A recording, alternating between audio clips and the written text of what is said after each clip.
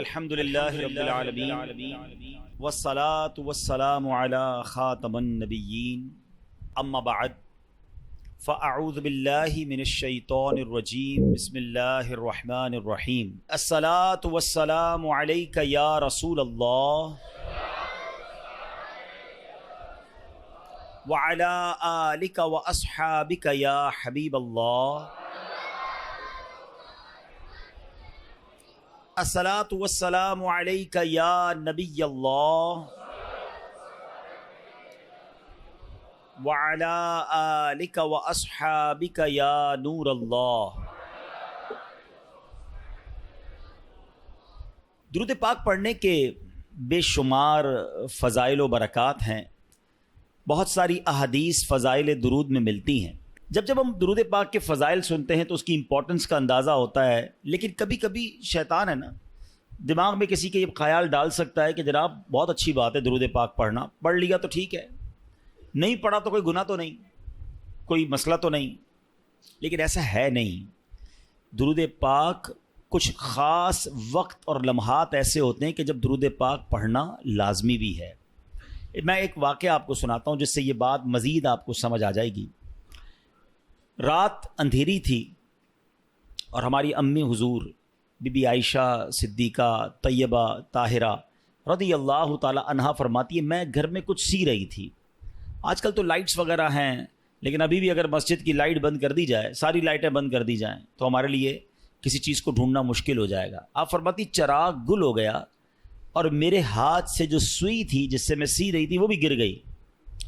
اب سوئی کتنی چھوٹی سی چیز ہوتی ہے، اگر ابھی بھی گر جائے تو ڈھونڈنا تھوڑا مشکل ہو جائے گا، حالانکہ روشنی ہے، مگر اندھیرے میں تو کوائٹ امپاسبل۔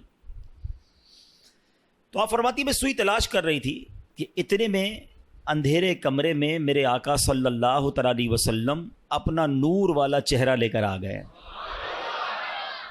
اچھا دیکھیں، آج بھی دنیا میں اللہ تعالیٰ نے کچھ لوگوں کے چہروں پہ بڑا نور، بڑی روشنی، بڑی رونق دی ہوتی ہے، لیکن ہم نے یہ کبھی نہیں سنا۔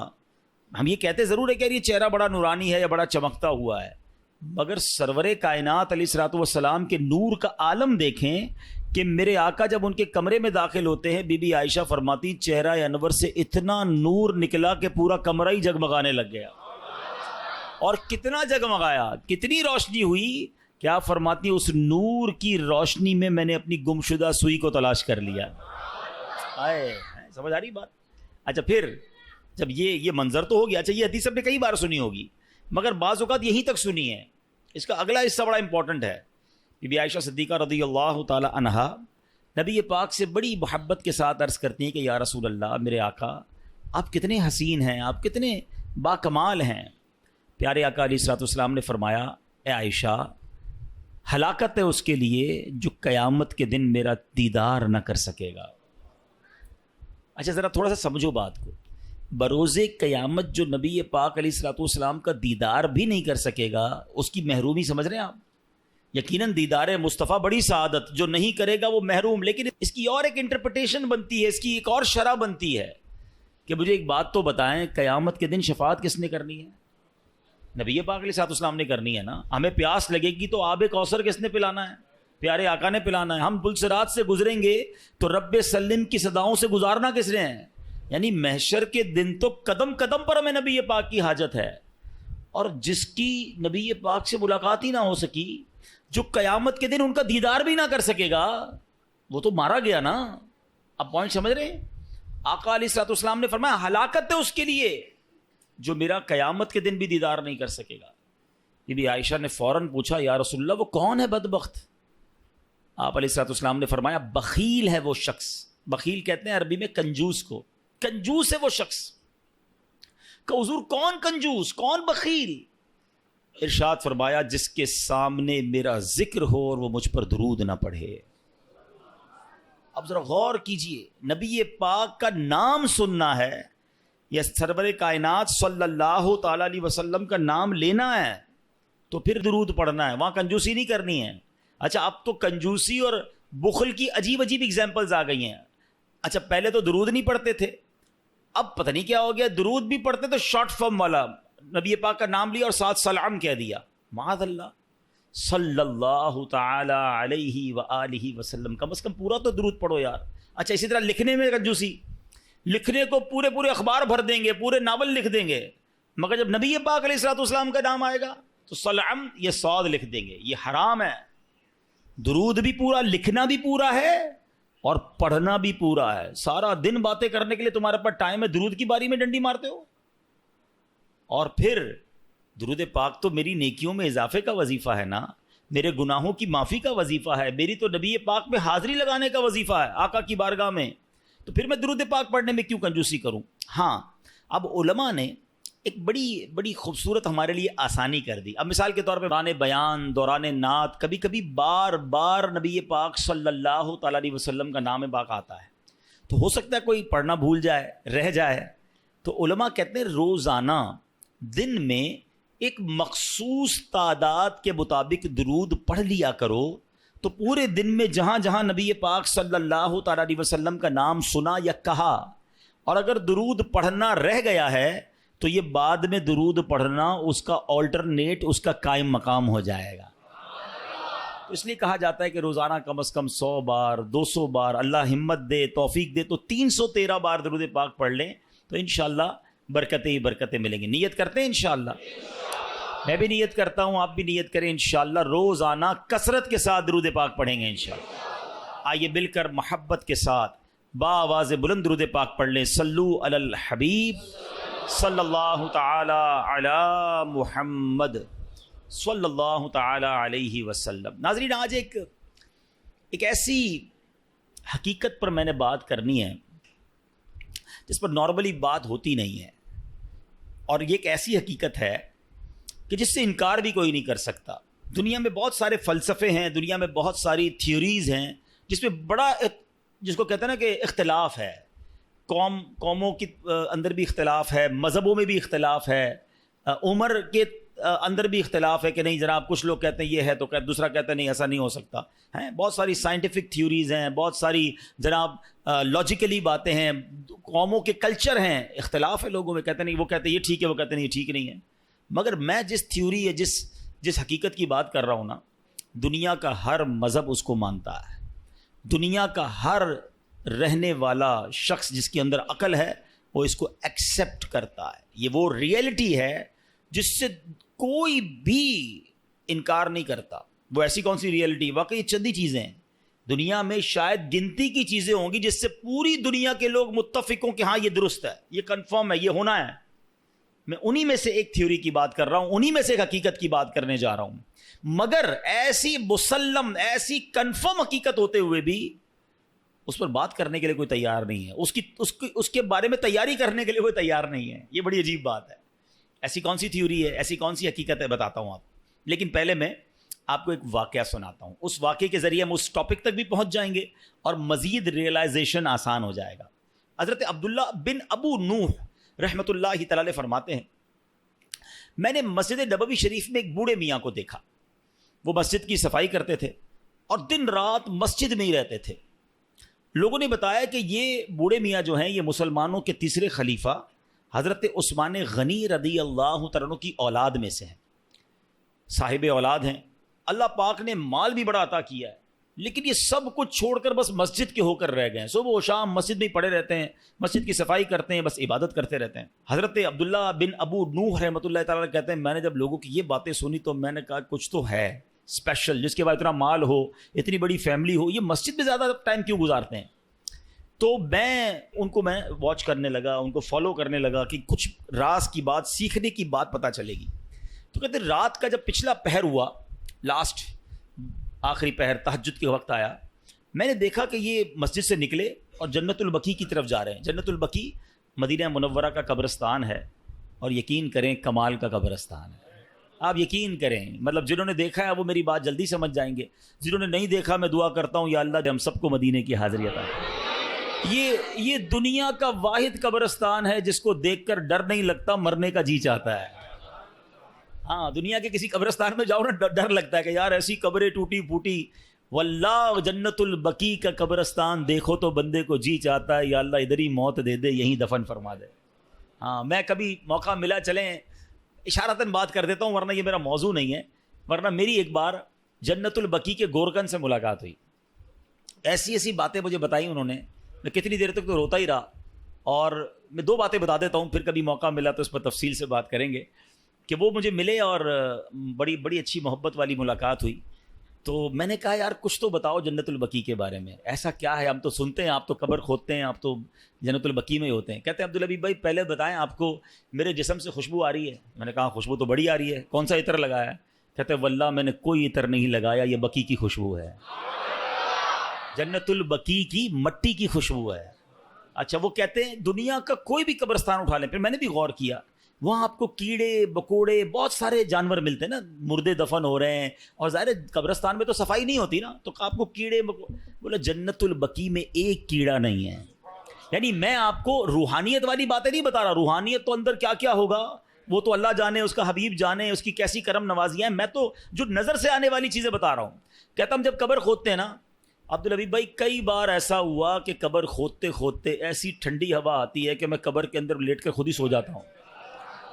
کبھی گورکن کو قبر میں سوتے دیکھا ہے؟ کہتا ہے ایسی ٹھنڈی ہوا ہوتی ہے, میں سکون اتنا ہوتا ہے, میں کام کرتے کرتے ادھر ہی لیٹ جاتا ہوں قبر کے اندر, نیند بھی آ جاتی ہے. میں نے تو اس کے ہاتھ چومے اور کہا آپ ہی دعا کر دیں کہ ہمیں جنت البقیع نصیب ہو جائے. کمال کا قبرستان. اور کیوں ہے پتہ ہے کمال کا؟ ایک تو اس قبرستان میں کم و بیش 10,000 صحابہ اکرام مدفون ہیں.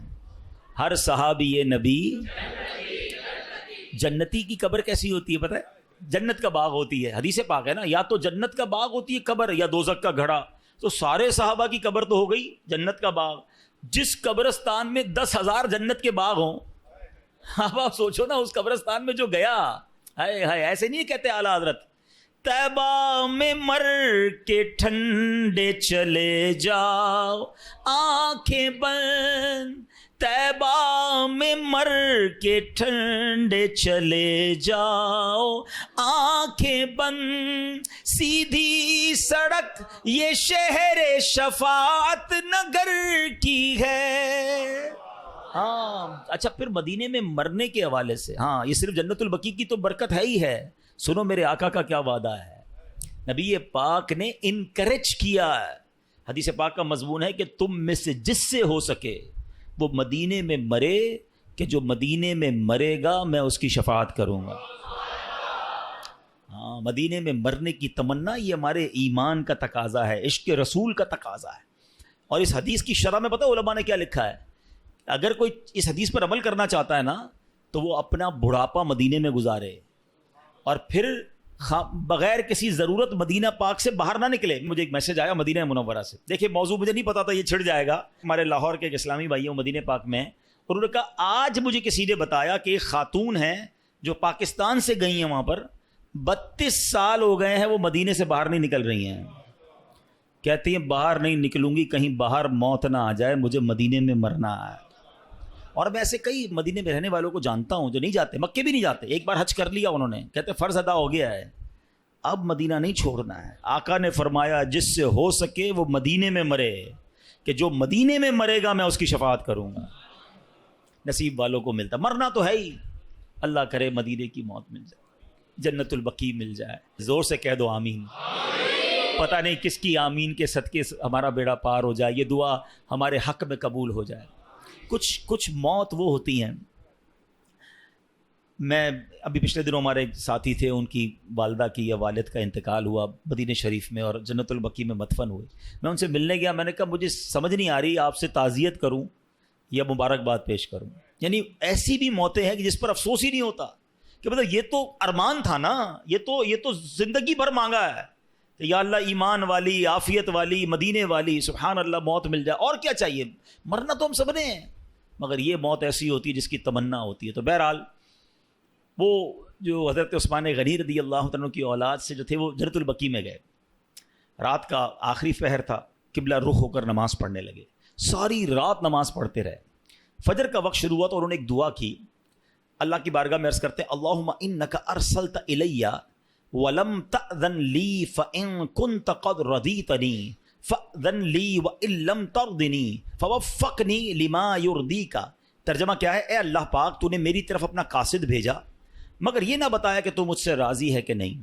اے مالک کریم اگر تو مجھ سے راضی ہے تو مجھے بتا دے, اگر راضی نہیں ہے تو اپنی رضا والے کام کرنے کی توفیق عطا فرما دے. اچھا وہ یہ بوڑھے میاں دعا مانگ رہے تھے, اتنے میں ایک بکری یا اس جیسا کوئی جانور آیا، بوڑھے میاں نے اس کی جانور کی پیٹھ پر ہاتھ پھیرا اور اس کا دودھ بھی پیا، اس کے برکت کی دعا دی اور واپس مسجد نبوی شریف میں آ گئے۔ حضرت عبداللہ بن ابو نوح اللہ تعالیٰ علیہ کہتے ہیں میں 3 راتوں تک دیکھتا رہا، روز یہی کرتے تھے، تہجد کے وقت چلے جاتے جنت البقیع میں، وہاں نمازیں پڑھتے، دعائیں کرتے، پھر واپس آتے۔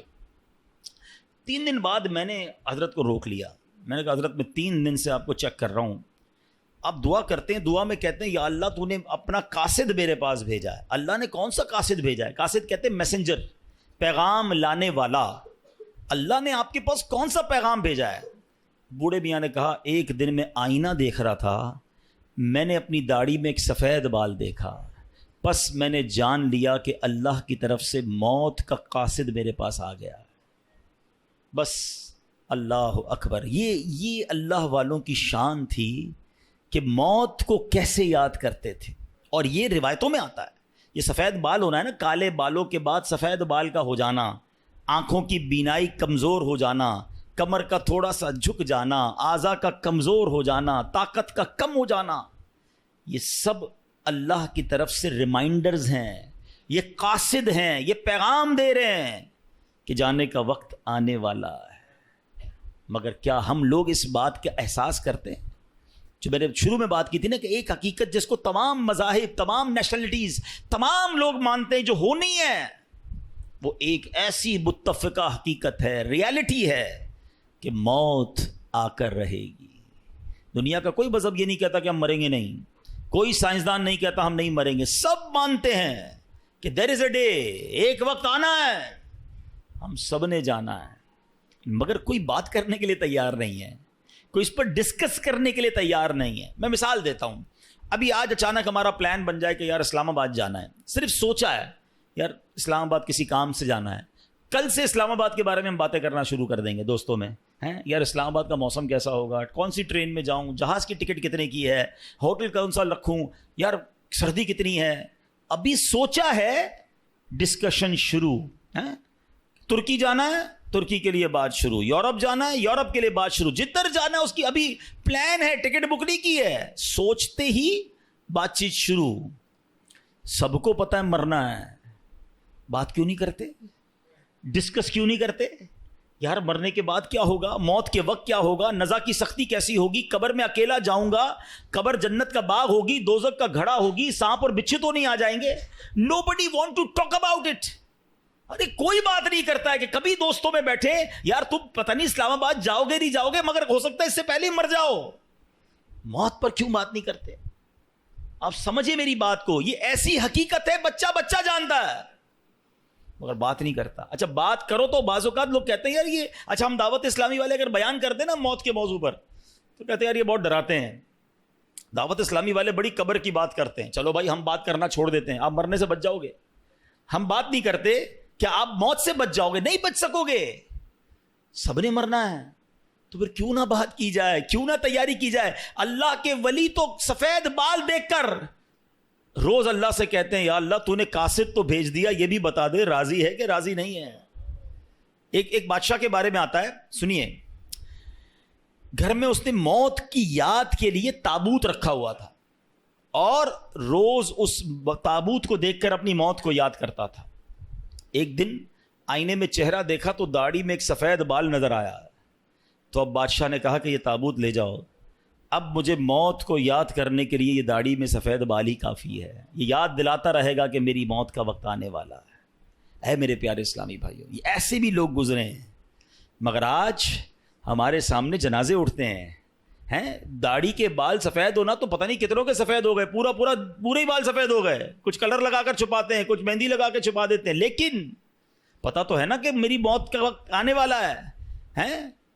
زندگی گزر رہی ہے، برتھ ڈے بڑی شوق سے لوگ مناتے ہیں، happy birthday to you. کبھی سوچا کہ یہ میں نہیں کہتا ناجائز ہے، جائز طریقے سے منائے ٹھیک ہے، لیکن اگر عقل ہونا تو زندگی کا 1 سال کم ہو گیا ہے۔ اگر میں 40 سال اللہ کی بارگاہ سے لکھوا کر لایا تو میرا 1 سال چلا گیا نا۔ خوشی بنانی چاہیے، یہ عبرت کرنی چاہیے کہ لمحہ بلمحہ ہم موت کے قریب ہو رہے ہیں، آخرت کے قریب ہو رہے ہیں، مگر کوئی فکر نہیں ہے، کوئی اس بارے میں بات ہی نہیں کرتا ہے۔ Please try to understand. آج جنازے، غسل، میت کی تدفین کے وقت بھی لوگ ہنسی مذاق کر رہے ہوتے ہیں. قبرستان کا ماحول پہلے کا زمانہ تھا، میت میں جائے نا جنازے میں تو یہ ڈھونڈنا مشکل ہو جاتا تھا کہ میت کا رشتہ دار کون ہے. سارے ہی رو رہے ہوتے تھے منہ چھپا کر، رومال رکھ کے. اس لیے نہیں کہ سب کو میت سے بڑا پیار ہوتا تھا، اس لیے کہ لوگوں کو اپنی موت یاد آتی تھی کہ آج یہ چلا گیا ہے، کل میری باری ہے. آج اس کو قبر میں اتار رہے ہیں، کل مجھے اتاریں گے. آج اس کو کاندھے پر لے کے جا رہا ہوں، کل میری باری مجھے کوئی کاندھے پر لے کے جائے گا. ارے کبھی غسل میت دیتے وقت، کفن پہناتے وقت خیال آیا کہ میری باری آنے والی ہے؟ کیوں نہیں سوچتے؟ کیوں یہ خیال نہیں کرتے میرے پیارے اسلامی بھائی؟ وہ تو سفید بال داڑھی کا دیکھ کر سمجھ جاتے کہ موت کا قاصد آ گیا ہے. مگر آج ہم تو جنازے دیکھ کر بھی احساس نہیں کرتے ہیں. تو آج ہم نے بات اس موضوع پر کرنی ہے کہ ہم سب نے مرنا ہے اور اپنی کرنی کا پھل بھگتنا ہے. اللہ پاک کے آخری نبی رسول ہاشمی صلی اللہ تعالی علیہ وسلم فرماتے ہیں بخار بھی موت کا قاصد ہے. بخار آتا ہے نا، ہمیں کئیوں کو، سب کو بخار آیا ہوگا کبھی نہ کبھی. فرمایا یہ موت کا قاصد ہے. اور سنیں کیا پیارا جملہ نبی پاک نے فرمایا کہ بخار زمین پر اللہ پاک کا بنایا ہوا قید خانہ ہے. ہاں یہ بالکل پہلی بار میں نے بھی پڑھا اور واقعی میں نے غور کیا کہ بخار ہوتے ہی بندہ گھر میں چلا جاتا ہے. اچھی خاصی ایکٹیویٹی ہوتی ہے، آج کل نظر نہیں آ رہا بندہ کدھر ہے. بخار ہو گیا گھر کے اندر ہے، قید ہو جاتا ہے، خود ہی آٹومیٹکلی قید ہو جاتا ہے. آقا نے فرمایا بخار زمین پر اللہ پاک کا بنایا ہوا قید خانہ ہے. اللہ پاک جب چاہتا ہے اپنے بندے کو قید کر دیتا ہے اور پھر جب چاہتا ہے تو چھوڑ دیتا ہے. یہ قاصد ہے، یہ پیغام ہے کہ تیری کوئی حقیقت نہیں. رب نے جب چاہنا ہے یہ روح بھی واپس چلی جانی ہے. حضرت مجاہد رحمۃ اللہ تعالی فرماتے ہیں جب آدمی کسی بیماری میں مبتلا ہوتا ہے تو حضرت ملک الموت کا قاصد اس کے پاس ہوتا ہے. حتیٰ کہ جب وہ مرض الموت میں گرفتار ہوتا ہے تو حضرت ملک الموت خود اس کے پاس تشریف لا کر فرماتے ہیں تمہارے پاس پے در پے میرے قاصد آتے رہے، ڈرانے والے آتے رہے، تم نے اس کی کوئی پرواہ نہیں کی. اب تمہارے پاس ایسا قاصد آیا ہے جو دنیا سے تمہارا نام و نشان مٹا دے گا. یہ جو بیماری ہے نا، یہ بھی ایک پیغام ہے موت کا.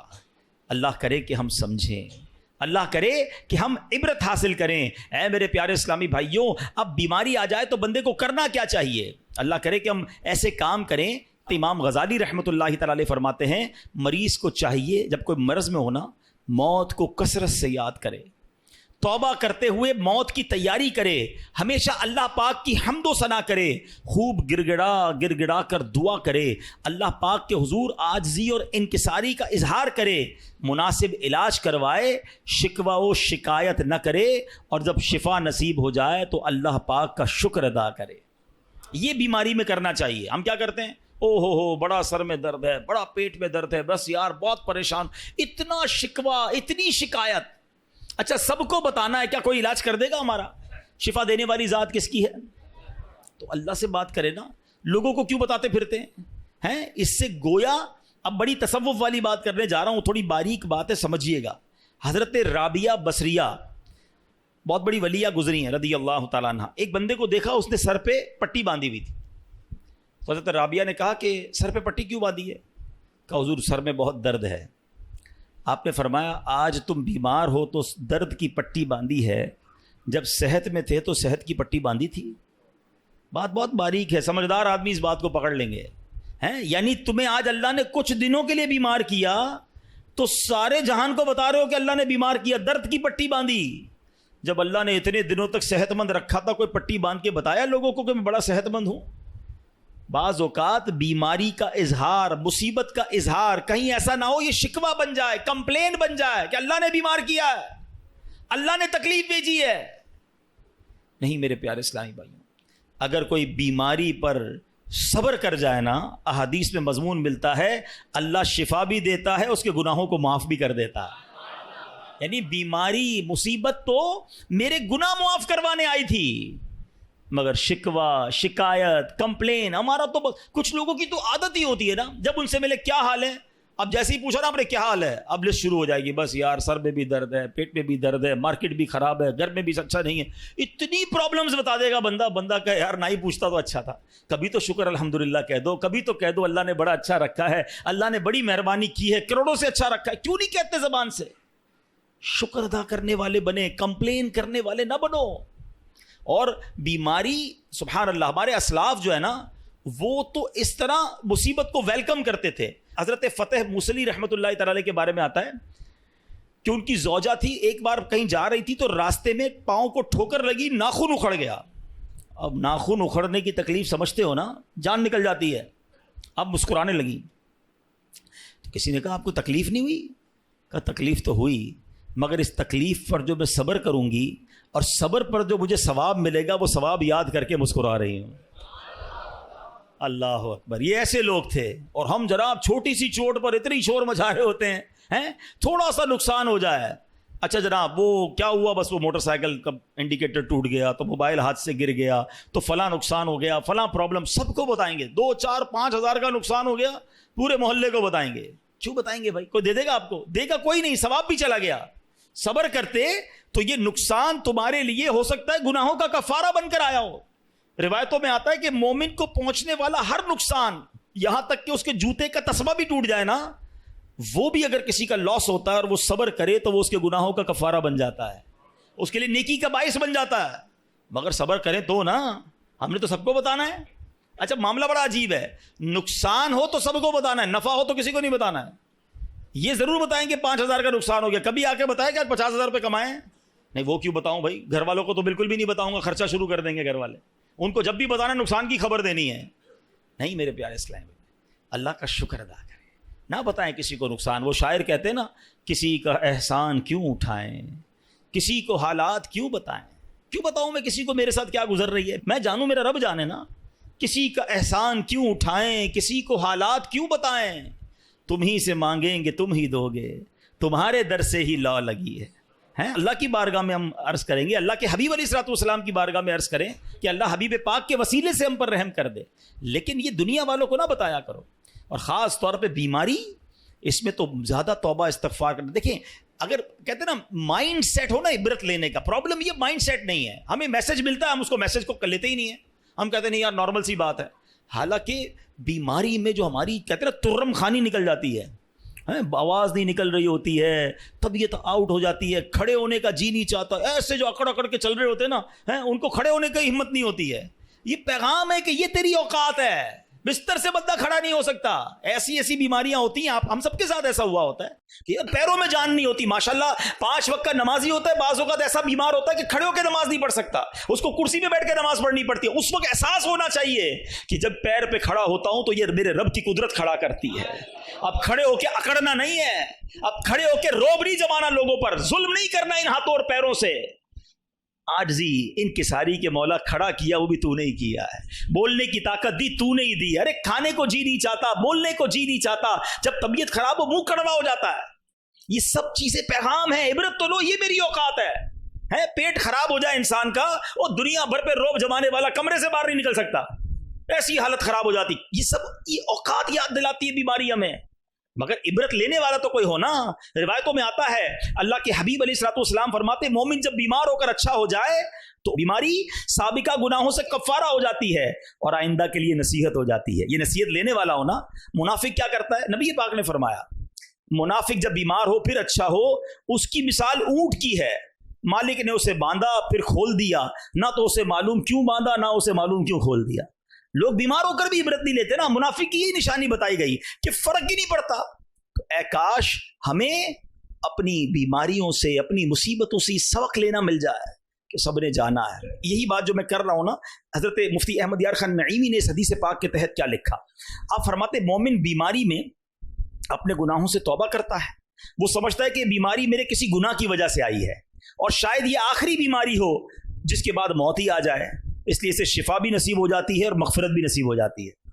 اچھی سوچ لاتا ہے نا, توبہ کرتا ہے. اب منافق کیا کرتا ہے؟ فرمایا غافل انسان منافق یہ سمجھتا ہے کہ میں تو فلاں وجہ سے بیمار ہوں, رات کو گیا تھا دعوت میں, وہ غلط قسم کا کھانا کھا لیا اس لیے پیٹ خراب ہو گیا, میں نے ڈرنک پی لی تو گلا خراب ہو گیا. وہ کوئی نہ کوئی اسباب ڈھونڈ رہا ہوتا ہے, یہ نہیں سوچتا اللہ نے بھیجی بیماری, اور بس اب تھوڑی سی دوا وغیرہ پیوں گا, فلاں ہوا چل رہی ہے آج کل, فلو چل رہا ہے اس لیے بیمار ہو گیا ہوں, بس اب جب ٹھیک ہو جاؤ گا دوا سے تو کہے گا وہ دوا کھائی تھی تو ٹھیک ہو گیا. وہ اللہ رب العالمین کی طرف توجہ ہی نہیں کرتا, اسباب پر توجہ کرتا ہے, خالق کے اسباب کو بھول جاتا ہے. فرمائے منافق کی نشانی ہے کہ وہ اپنے گناہوں پر غور نہیں کرتا, اس بیماری کو میسج نہیں سمجھتا. تو اے میرے پیارے اسلام میں مجھے اچھی طرح اندازہ ہے، میں جب یہ بیان کی تیاری کر رہا تھا نا، مجھے اندازہ تھا کہ یہ بیان اتنا انٹرسٹنگ بیان نہیں ہوگا. شیطان ہے نا، ہمیں موت کی بات کرنا بھی بوریت ہو سکتا ہے، کسی کو بوریت بھی ہو رہی ہو کہ یار یہ کون سا ٹاپک لے کے آ گئے ہیں. لیکن وہی بات ہے، اگر ہم بات نہیں کریں گے تو سمجھیں گے کب؟ اس کو ریئلائز کب کریں گے؟ اس کے بارے میں تیاری کب کریں گے؟ ہم سب نے مرنا ہے. اور ایک بات یاد رکھو میرے پیارے اسلامی بھائیوں، اس دنیا میں میں اور آپ ایک ترتیب سے آئے ہیں. پہلے کون آیا؟ میرے دادا ہے، آپ کے بھی دادا ہے نا، پھر آپ کے والد صاحب آئے، پھر ہم آئے، پھر ہمارے بچے آئے، پھر ان کے بچے آئیں گے. ایسا ہی ہے نا، ایک سیکوینس ہے. مگر جانے کی یہ سیکوینس ہو یہ ضروری نہیں ہے. دادا موجود ہوتا ہے اور پوتا قبر میں چلا جاتا ہے، باپ موجود ہوتا ہے اور بیٹے کا جنازہ ہو رہا ہوتا ہے. ایسا ہے نا، آپ نے بھی دیکھا ہے نا. قبرستان جایا کرو نا، آپ کو 70 سال کی عمر کی بھی مردے کی قبر ملے گی اور 20 سال کے نوجوان کی قبر بھی ملے گی، 5 سال کے بچے کی قبر بھی ملے گی. اس کا مطلب کیا ہوا کہ موت آنے کے لیے کوئی عمر کی گارنٹی نہیں ہے، کوئی لمٹ نہیں ہے، کبھی بھی آ سکتی ہے. بچپن سے ایک شعر سن رہے ہو نا، آگاہ اپنی موت سے کوئی بشر نہیں، سامان 100 برس کا ہے، پل کی خبر نہیں. قرآن کیا کہتا ہے سنو، یہی بات قرآن مجید نے کیسے سمجھائی ہے. اللہ قرآن پاک میں فرماتا ہے یا ایھا الانسان انک کادح الی ربک قدحا فملاقی.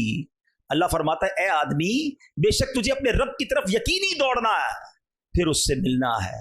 حضرت فضیل رحمۃ اللہ تعالی نے ایک شخص سے بڑا کمال کا سوال کیا، تمہاری عمر کتنی ہوگی؟ کہا 60 سال.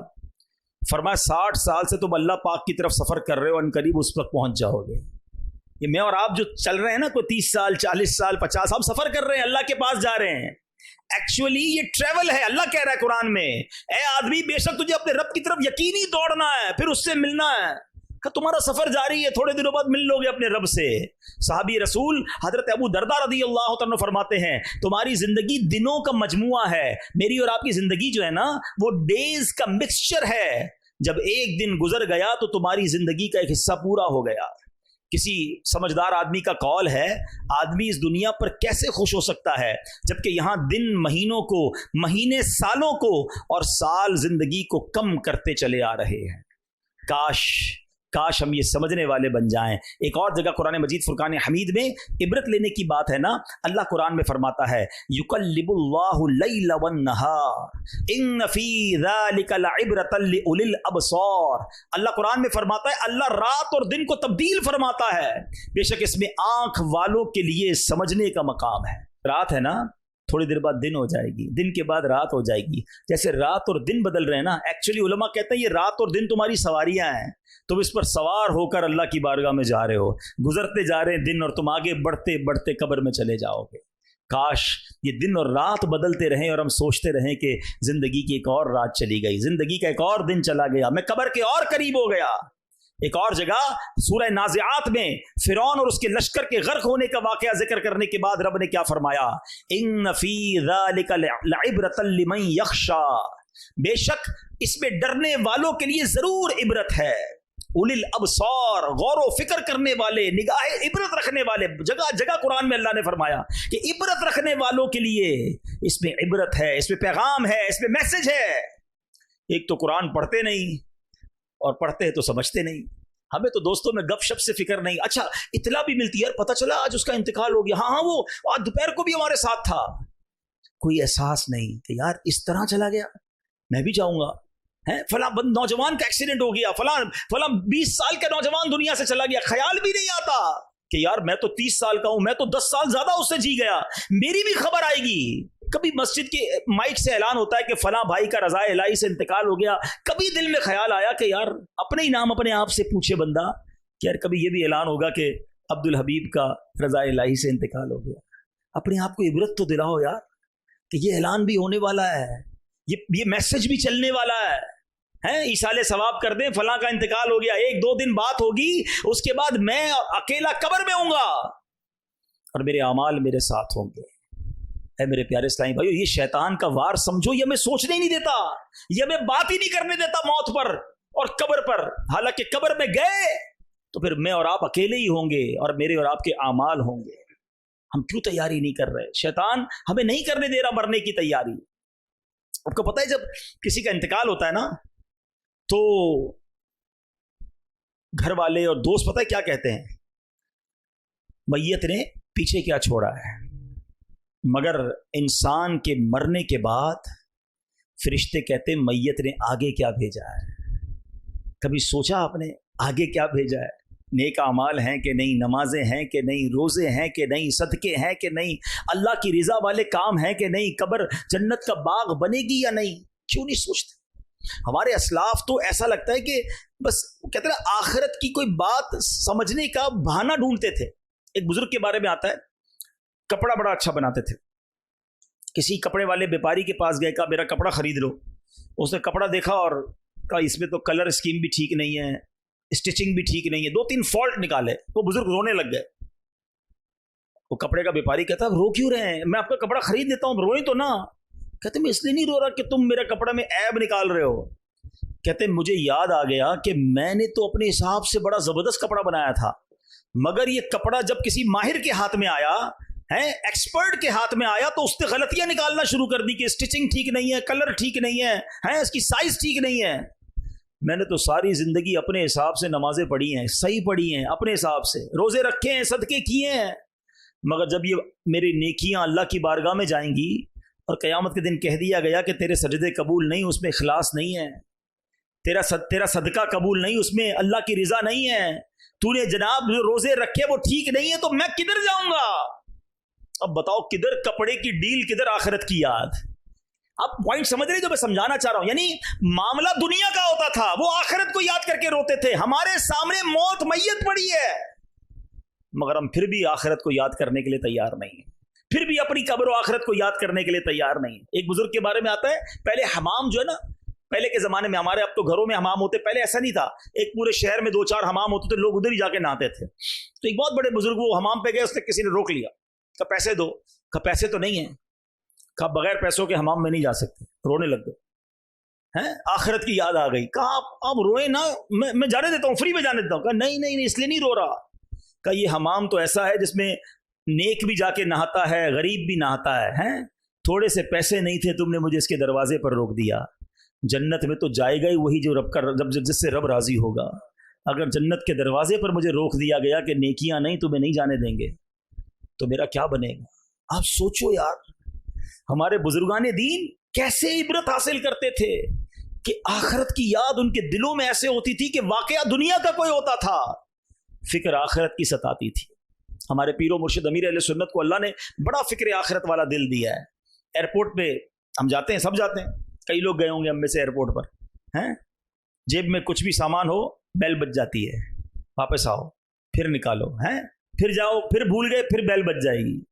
جس کا سامان تھوڑا وہ فوراً نکل جاتا ہے، جس کا سامان زیادہ اس کو سائڈ پہ روک لیتے ہیں. ایسا ہی ہے نا، یہ نارمل سی بات ہے. مگر دیکھیے قبلہ شیخ ترکت امیر علیہ السلام فرماتے ہیں مجھے ایئرپورٹ پر آخرت کی یاد آتی ہے. قیامت کے دن جس کے پاس تھوڑے سے معاملات ہوں گے، وہ پل صراط سے آسانی سے گزر جائے گا. جس نے دنیا کا مال کما کر دنیا کی جناب بہت ساری جس کو کہیں لگژریز میں لائف گزاری ہوگی، پل صراط سے گزرنا اس کے لیے مشکل ہو سکتا ہے. وہاں زیادہ سوال ہوں گے، زیادہ باتیں ہوں گی، حساب دینا پڑے گا. ادھر بھی جس کے پاس لگیج نہیں، جیب خالی، آپ جائیے، آپ کلیئر ہیں. جتنی چیزیں زیادہ اتنی چیکنگ زیادہ. سمجھنے والا دل چاہیے، احساس والا دل چاہیے کہ میں نے زندگی ایسے گزارنی ہے کہ پل صراط سے گزرتا. ہمارے بزرگان دین کیسے لیتے تھے عبرت، کیسے لیتے تھے؟ آج کل سردی پڑ رہی ہے نا، آپ کو پتہ ہے سردی کا بھی جہنم میں عذاب ہے.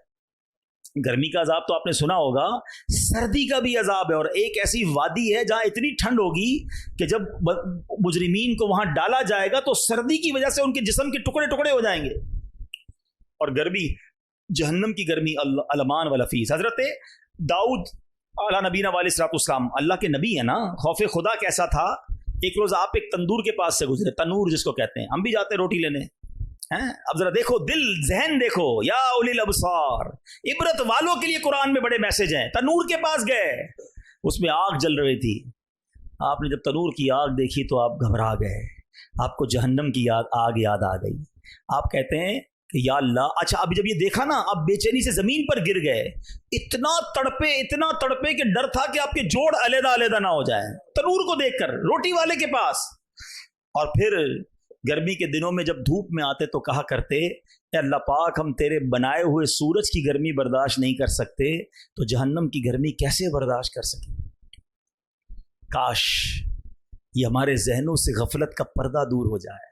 हम तो ऐसा लगता है जिससे भी बात करो ना, यार 2 साल बाद ये करना है, 5 साल बाद ये करना है, फिर ये प्लानिंग शेड्यूल है, मगर शेड्यूल ऐसा है कि इसमें मरना ही नहीं है। लगता है कोई सोचता ही नहीं है कि यार इस पूरे शेड्यूल में बीच में मर गया तो, और मर सकता हूं तो उधर की क्या तैयारी की है।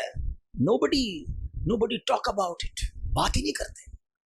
अरे होना ये चाहिए। अकल ये कहती है कि पहले कब्र ठीक कर लूं, क्योंकि कब्र में तो कल भी जा सकता हूं ना, फिर दुनिया के बारे में सोचूं। मिसाल के तौर पर कोई बंदा घर बना रहा है, यार आर्किटेक्ट को बुलाया, कितने टाइम में बनेगा, 1 साल में, इतने पैसे लगेंगे। 1 साल बाद इतने लाख करोड़ रुपए लगा के तुम घर में जाओगे, कब्र में कल जा सकते हो, पहले वो तो ठीक कर लो। वो ठीक हो फिर बेशक घर भी बनता रहेगा, वो खराब रही तो किधर जाओगे। और ऐसे वाकयात हैं कि बंदा घर में जाने से पहले कब्र में चला जाता है। मैं एक वाकया नहीं भूलता। एक बार हम हांगकांग में थे और वहाँ दावत इस्लामी के मदनी काफिले के साथ गए। तो वहाँ क्या हुआ कि हमें बताया वहाँ के इस्लामी भाइयों ने एक वाकया कि एक बंदा था जिसने तकरीबन 30-32 साल हांगकांग में जॉब की। पाकिस्तानी बहुत सारे दुनिया में 10-10 साल, 20-20 साल, 30-30 साल से बाहर है, पूरी जिंदगियाँ बाहर दे दी।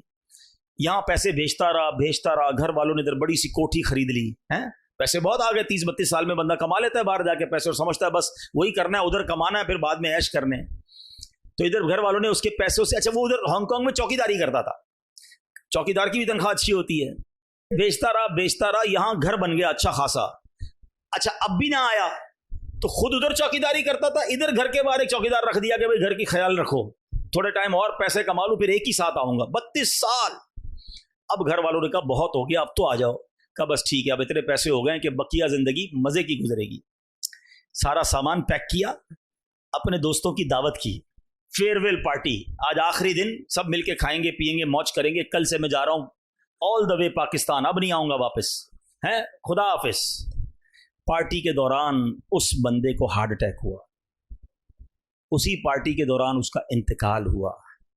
जिस जहाज में उसने अपना सामान बुक कराया था उसी जहाज में उसकी मैयत पाकिस्तान आई। जो घर जो 32 साल बाहर रहकर मजदूरी करके बनाया था, एक रात उस घर में नहीं गुजार सका, घर में जाने से पहले 2 गज की कब्र के अंदर चला गया। जगह जी लगाने की दुनिया नहीं है, ये इबरत की जा है, तमाशा नहीं। अल्लाह करे मैं और आप समझें, हम गाफिल हैं, हम नहीं सोच रहे कि हमें मरना है, हम नहीं सोच रहे कि हमें कब्र की तैयारी करनी है। कोई मैसेज नहीं आएगा, कोई पैगाम नहीं आएगा, है बहुत सारी चीजों के लिए अलर्ट आता है, रिमाइंडर आता है। मौत के लिए कोई रिमाइंडर नहीं है कि जनाब 4-5 दिन रह गए तौबा कर लो, नहीं। सुबह पता नहीं होता और रात बंदा कब्र में होता है, लेकिन बात नहीं करते, सोचते नहीं। एक मरतबा हजरत मलकुल मौत, अल्लाह पाक के नबी हजरत दाऊद अलैहिस्सलाम की खिदमत में हाजिर हुए। हजरत दाऊद अलैहिस्सलाम ने इनसे मौत के कासिदों के मुतालिक पूछा कि ए मलकुल मौत बताओ, मौत के मैसेंजर कौन से हैं। तो मलकुल मौत ने कहा कि ए अल्लाह पाक के नबी, आपके वालिद, आपके भाई, आपके पड़ोसी सारे कहाँ हैं? कि वो सारे तो चले गए, दुनिया से चले गए। फरमाया ये भी तो मौत के कासिद हैं, ये सब पैगाम दे रहे हैं कि वो जैसे दुनिया से चले गए हैं, हजरत एक दिन आप भी रुखसत हो जाएंगे। सब पैगाम है। मेरे दादा नहीं है दुनिया में, मेरे माँ बाप नहीं है, मेरे चचा नहीं है, मैं अपनी बात कर रहा हूं, मेरे बहुत सारे रिश्तेदार नहीं है। अब मुझे और किस मैसेज की जरूरत है कि कल तुम भी नहीं होगे। कब तौबा करेंगे, कब अल्लाह को राजी करेंगे, कब कब्र को रोशन करेंगे, कब हराम छोड़ेंगे, कब तक अपने रब को नाराज करते रहेंगे। बाद में कर लूंगा। यार मौलाना साहब अभी भी शैतान है ना, अभी भी किसी के ज़हन में बात डाल रहा होगा, ये बहुत अच्छी बात कर रहे हैं, बस रमजान से पक्की नमाज पढ़ना शुरू कर दूंगा। मैं जो हराम काम कर रहा हूं ना, वो बस मैं अगले 1 महीने बाद छोड़ दूंगा। ये बिल्कुल ठीक कह रहे हैं। बस मैं जो हराम देखने की या माद अल्लाह को शराब पीने का अगर आदि मुझे सुन रहा है, कोई मेरी बहन सुन रही हो, यार ये जो मैं हराम काम, ये मैं हराम कमाई जो कर रहा हूँ, सूद कमा रहा हूँ या रिश्वत का काम कर रहा हूँ या जुल्म कर रहा हूँ या ब्लैकमेलिंग कर रहा हूँ, है या जनाब सोशल मीडिया के जरिए हराम अर्निंग कर रहा हूँ, थोड़े दिनों बाद छोड़ दूंगा। बस तुम्हारे पास गारंटी है कि तुम जिंदा रहोगे तौबा करने तक? शैतान करता ही ये डिले करवाता है, तौबा में डिले करवाता है, थोड़े दिनों बाद, थोड़े दिनों बाद, थोड़े दिनों बाद, और बंदा डिले करते करते करते मौत के घाट उतर जाता है। तौबा में देर नहीं होती, अभी करनी है, आज करनी है, ڈیلے کرنا، یہی تو شیطان چاہتا ہے کہ ہم توبہ میں دیر کریں، آج ابھی۔ اور میرا کریم مولا ایسا کریم ہے کہ بندہ ایک بار سچی توبہ کر لے وہ پچھلے سارے گناہ معاف کر دیتا ہے۔ یہ فارمولا جو ہے نا اللہ کی رحمت کا، یہ نرالا فارمولا ہے، دنیا کی کسی عدالت میں ایسا فارمولا نہیں ہے۔ آپ جرم بھی کریں اور جا کر اقبال جرم کر لیں، کانفیس کر لیں کہ ہاں میں نے کیا جج صاحب، تو جج نے سزا ہی سنانی ہے۔ مگر میرے رب کی رحمت کے اصول دیکھو کہ بندہ اللہ کی بارگاہ میں حاضر ہو کر کہے یا اللہ گناہ ہو گئے ہیں، کر لیے گناہ، ہو گئی خطا، آنکھیں بھی حرام دیکھ چکی، کان بھی حرام سن چکے، اللہ حرام روزی کما لی، زبان سے بھی گناہ کیے، آنکھ سے بھی گناہ کیے، کریم گناہوں کا انبار ہے میرے سر پر، اور اگر مر گیا تو مارا جاؤں گا مولا، بندہ تیرا ہوں، تیرے سوا کون ہے میرا۔ خدا کی قسم دل سے شرم کے ساتھ اگر کوئی توبہ کرے نا، میرا کریم مولا وہ ہے کہ حدیث پاک میں آتا ہے التائب من الذنب کمن لا ذنب لہ، گناہوں سے توبہ کرنے والا ایسا ہے جیسا اس نے گناہ کیا ہی نہیں ہے۔ اللہ سارے گناہ معاف کر دیتا، پھر بھی توبہ نہیں کرتے ہیں۔ اتنا آسان ہے، سچی توبہ کر لو سارے گناہ معاف ہو جائیں گے۔ آج اللہ کی بارگاہ میں سچے دل سے توبہ کرنے کے لیے کوئی اجتماع کرنا ضروری نہیں ہے، ہاں میں جانوں میرا رب جانے، دل سے سچی کنیکٹیوٹی ہو جائے نا، اور بس بندہ شرمندہ ہو جائے اور اللہ سے عرض کرے کہ مولا معاف کر دے۔ آئے ہائے وہ کیسے معاف کرتا ہے۔ ایک بار میں آپ کو توبہ کیسے ہوتی بتاتا ہوں۔ ایک بار حضرت عمر فاروق رضی اللہ عنہ کا دور ہے اور ایک شخص آپ کے سامنے آیا، ہاتھ میں شراب کی بوتل تھی۔ اب ذرا سوچئے حضرت عمر کا جلال، آپ کی عدالت، اور بندہ شراب کی بوتل کے سمیت پکڑا جائے، پھر تو گیا نا، مارا گیا۔ آپ نے کہا کیا ہے تمہارے ہاتھ میں؟ ڈر گیا، کہتا حضرت وہ سرکہ ہے، بوتل شراب کی ہے اور کہتا کیا ہے؟ سرکہ ہے۔ حضرت عمر نے کہا دکھاؤ۔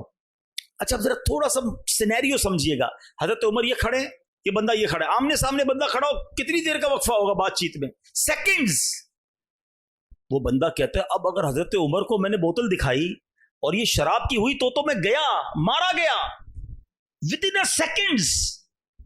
دل ہی دل میں اللہ سے عرض کرتا یا اللہ آج بچا لے، اللہ معافی مانگتا ہوں اور شراب نہیں پیوں گا، عمر کے سامنے ذلیل ہونے سے بچا لے۔ ذرا سوچو نا کتنی دیر لگی ہوگی بوتل نکال کے دینے میں، مگر تڑپ کے رب کو پکارا، جیسے ہی وہ بوتل حضرت عمر کے ہاتھ میں جاتی ہے وہ شراب نہیں وہ سرکہ بن جاتی ہے۔ یہ ہے میرے رب کی عدالت، یہ ہے اس کی رحمت۔ تم سچے دل سے توبہ کرو وہ تمہارے گناہ چھپا لے گا، وہ تمہارے عیب چھپا لے گا، بلکہ ایسا کریم مولا ہے۔ قرآن کی آیات میں یہ مضمون ملتا ہے کہ اللہ راضی ہو جائے تو بندے کے گناہوں کو رب نیکیوں سے بدل دیتا۔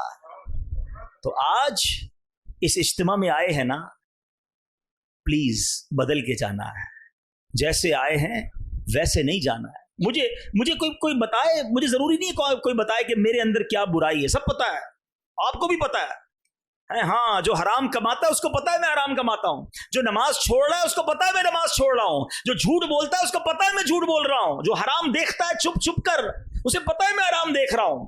بتانے کی ضرورت نہیں ہے، سب پتا ہے ہم کو۔ لیکن آج اچھا جب مجھے پتا ہے تو میرے رب کو تو پہلے پتا ہے نا، میں جو کچھ کر رہا ہوں وہ جانتا ہے۔ تو آج اللہ سے معافی مانگ کے جانا، کس بات کا انتظار ہے؟ پھر توبہ میں تاخیر کیوں ہے؟ قرآن پکار پکار کر کہہ رہا ہے، سنو قرآن کیا فرماتا ہے۔ پہلے تو یاد دلایا، قرآن کہتا ہے ہر جان موت کا مزہ چکھنے والی ہے، اور قیامت کے دن تمہیں تمہارے اجر پورے دیے جائیں گے۔ نیکیاں کرو گے اس کا اجر بھی ملے گا، گناہ کرو گے، خطائیں کرو گے، رب ناراض ہوا اس کی سزا بھی ملنی ہے۔ اور آگے کیا فرمایا؟ تجھ سے آگ سے بچا لیا گیا، فمن زحزح عن النار وادخل الجنہ فقد فاز، فرمایا جو آگ سے بچا لیا گیا اور جنت میں داخل کر دیا گیا وہ کامیاب ہے۔ ہم کہتے ہیں نہیں یار، جس کا ڈیفنس میں 1000 گز کا بنگلہ ہے نا وہ کامیاب ہے، جس کے پاس اتنی بڑی گاڑی ہے وہ کامیاب ہے، جس کے اتنے فالوورز ہیں وہ کامیاب ہے، جو اتنا مشہور ہے وہ کامیاب ہے، اتنے سارے ملکوں کا وزٹ کیا وہ کامیاب ہے، فلاں عہدے پر پہنچ گیا، فلاں سربراہی ملی وہ کامیاب ہے۔ میں اور آپ کون ہوتے کامیابی طے کرنے والے؟ قرآن کہتا ہے جسے آگ سے بچایا گیا اور جنت میں داخل کر دیا گیا وہ کامیاب ہے۔ اللہ ان کامیابوں میں ہمیں شامل فرما دے، ہمیں بلا حساب جنت میں داخلہ عطا فرمائے۔ اور اگلی بات قرآن نے کیا کہی؟ وَمَا الْحَيَاةُ الدُّنْيَا إِلَّا مَتَاعُ الْغُرُورِ، اور دنیا کی زندگی تو صرف دھوکے کا سامان ہے۔ کاش آج کا یہ بیان میرے دل پر بھی اثر کرنے والا بن جائے، آپ کے دل پر بھی اثر کرنے والا بن جائے۔ وہ شاعر کہتے ہیں نا کہ جب اس بزم سے اٹھ گئے دوست اکثر، اور اٹھتے چلے جا رہے ہیں برابر، ہے فلاں چلا گیا، فلاں چلا گیا، دوست چلا گیا، کلاس فیلو چلا گیا، اور اٹھتے چلے جا رہے ہیں برابر، یہ ہر وقت پیش نظر جب ہے منظر، یہاں پر تیرا دل بہلتا ہے کیوں کر، جگہ جی لگانے کی دنیا نہیں ہے، یہ عبرت کی جا ہے تماشا نہیں ہے۔ اللہ پاک ہم سب کو ان اول الابصار لوگوں میں بنا دے، عبرت لینے والے لوگوں میں بنا دے، سوچ بچار کرنے والے لوگوں میں بنا دے، اور ہمیں اپنی آخرت کی یاد کرنے والا بنا دے۔ اور آج جو ہم نے توبہ کی ہے، اللہ اس توبہ پر ہمیں استقامت عطا فرمائے۔ الحمدللہ ایسی پیاری باتیں دعوت اسلامی کے پیارے ماحول میں سیکھی اور سکھائی جاتی ہیں۔ اس ماحول سے آپ بھی وابستہ رہیں، ہفتہ وار اجتماع میں شرکت کرتے رہیں، اور مدنی قافلوں میں سفر بھی کرتے رہیں۔ اللہ پاک ہم سب کو دعوت اسلامی کے نیک ماحول پر استقامت نصیب فرمائے۔ اللہ پاک ہم سب کو عمل کرنے کی توفیق عطا فرمائے۔ آمین بجاہ النبی الامین صلی اللہ علیہ وسلم۔